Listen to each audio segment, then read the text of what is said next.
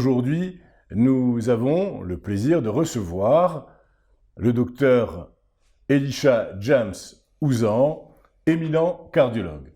Bonsoir. Bonsoir. Le docteur Ouzan est ancien interne des hôpitaux de Reims, ancien chef de clinique des hôpitaux de Reims. Vous êtes un éminent cardiologue et vous avez une longue pratique de médecin cardiologue. Depuis 2010, vous êtes chef de service de l'unité de cardiologie clinique à l'hôpital Al-Nassar et vous êtes spécialiste des maladies valvulaires et de l'insuffisance cardiaque. Merci à vous, nous sommes heureux de passer ces quelques moments avec vous et je suis sûr que nous allons apprendre plein de choses, beaucoup de très bonnes choses.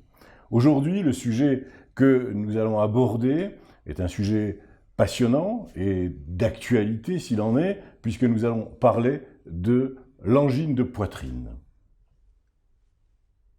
Qu'est-ce que c'est l'angine de poitrine ? Alors l'angine de poitrine, merci pour votre introduction. L'angine de poitrine se définit par, c'est un syndrome clinique qui se définit par des douleurs thoraciques. Et c'est un motif de consultation fréquent chez le médecin généraliste et le cardiologue, ainsi qu'un motif d'arrivée aux urgences des hôpitaux. Donc toute la question, tout patient, toute personne a éprouvé des douleurs thoraciques. Et donc le rôle du médecin va essayer de diagnostiquer cette angine de poitrine. Quelles sont les caractéristiques de la douleur d'angine de poitrine ? La première caractéristique est la survenue de la douleur à l'effort.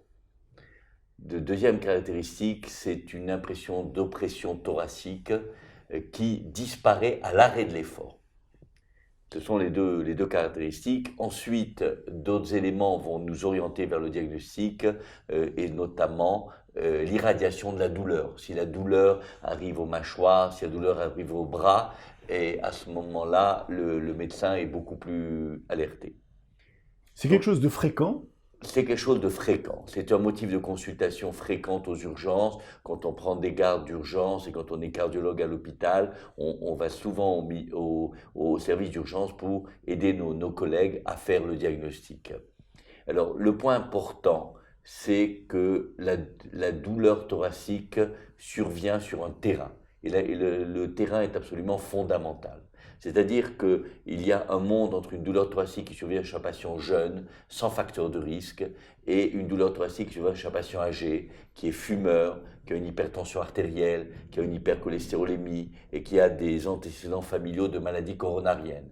Dès lors que le terrain est en quelque sorte évocateur d'une maladie cardiaque, la douleur thoracique prend toute son importance et le médecin, le cardiologue, va aller assez rapidement au diagnostic.